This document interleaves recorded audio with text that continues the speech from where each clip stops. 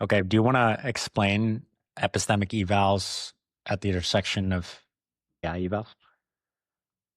Yeah, I think this was like that kind of experimental view. Um, and I thought it related to that conversation with Teresa Torres about opportunity solution trees, because in both cases, what you're trying to do is use a tree um, to kind of narrow down what the hypothesis the test is. And in this case, what we're really testing is this hypothesis about the prompt, which if you look at this, it's inheriting the context from the role and the context of the conversation, and it generates a prompt instruction. Um, and then we can use that and do the open coding and failure analysis in that mode. So we can like create data sets. Like, basically this tree gives us like context to test a data set and whether it's working. Hmm. Okay. Like this one is like just for characterizing meta-analysis from exercise. So we can Mm. look at like the retrievers that are pulling the documents and like that are only meta-analysis, and we've got these constraints. And so the idea here is that the failure modes can be like really concrete, and the constraints tell you ways that it fails in a particular way. Like if you define a failure mode as a constraint going out of bounds and make those two things equivalent, you can see what I'm trying to do here is draw like really tight boundaries around what each prompt is doing. And that way, there's just scientific rigor down to like adding more constraints just really helps us get to a more concrete falsifiable hypothesis of the interaction, right? Is that the Yeah. philosophy behind that? Yeah. That's falsifiable hypothesis. Yeah, and that's the same thing you try to do with assumption testing and opportunity solution trees. Hmm. We're just trying to use language to make it a really testable, falsifiable thing. And Yeah. my hypothesis is that like if you really constrain if you constrain what you're testing, then you don't need 150 samples of data. You can probably get like a tenth of that and know that you have some good samples that are working. Just as long as you test each of the constraint scenarios and the failure modes that way. Okay. Yeah, And that makes a lot of sense. yeah. So that was like meta-analysis review for exercise. This is RCT analysis for exercise. These are biohacker experiments for exercise.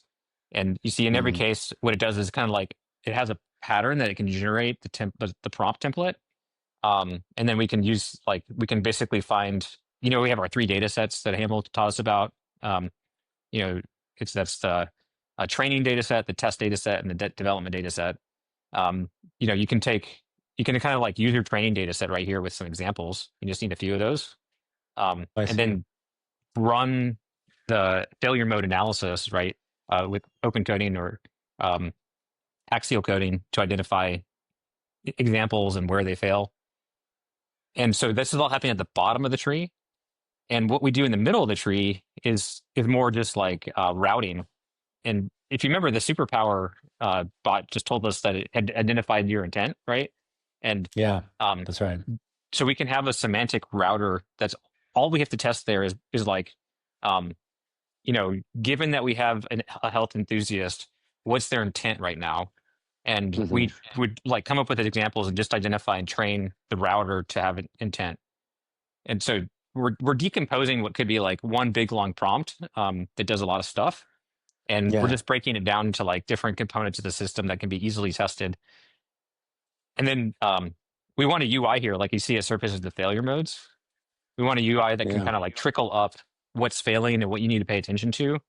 I I've been playing this game that has like a little red dot every time I need your attention. It's like a really great kind of mechanism to follow around. I want to experiment with something like that. Just so you can kind of Interesting. gamify the improvement of the agent and fix problems from the bottom up, and you can get the whole thing working all together. Yeah. And then when So, you're at the coach, and real quick, could I reflect something? So, like, if an AI team were using this, they would get a bunch of traces, they would run it through the system, and they could see the evaluation hierarchy, is what it's currently called, in this constraint-based falsifiable hypothesis way of doing evals, right? yeah, Like, this they is would go a there and see. Oh, okay, yeah, go ahead. this is an example of Could you loading a could you data set talk in. talk through this as if like I didn't know about it? Um, Yeah, so once we configure this hierarchy, We've kind of isolated where our different failure modes are. We can load a data set in, and it can test the whole thing from like the top down, um, as if like, and so we imagine the data set is like the input and the responses, um, and it would tell you, here's the failure modes that are identified. Um, Mapping, this is like a health influence and looking for evidence, and the failure modes that we saw there. So it kind of breaks down the failure modes by the pathway that's following, which is like super helpful because that's where we're doing, like in the class, they had the failure analysis like heat maps for this purpose, right? So we could even have a heat map visualize something like that. Very cool. Yeah. So now you're clicking integrate. What does that do? It just it's going to take that. I think it was showing us like the last time of the failure modes, and then it imported this, and now we can view the hierarchy as a whole, and say we try to improve our success and our coverage. Those are like the golfs of specification and generalization. Then you can kind of like improve those by going down the ladder and like fixing all the pieces that are broken one at a time. Yeah. Yeah. Sweet. Thanks for walking through that. And yeah, so this is just a very different way to approach evals. And our belief is that for hyper-personalization sensitive spaces like health, longevity, mental health, education, personal finance, that type of thing, this would help you identify failure modes better systematically and continuously improve the agent's evals over time. So that's the current hypothesis. Awesome. We got to put some more revs into this with some of our agent builder friends to see, is this helpful? How could we make it better for these hyper-personalization cases? Cool. Thanks for walking through that, Jonathan.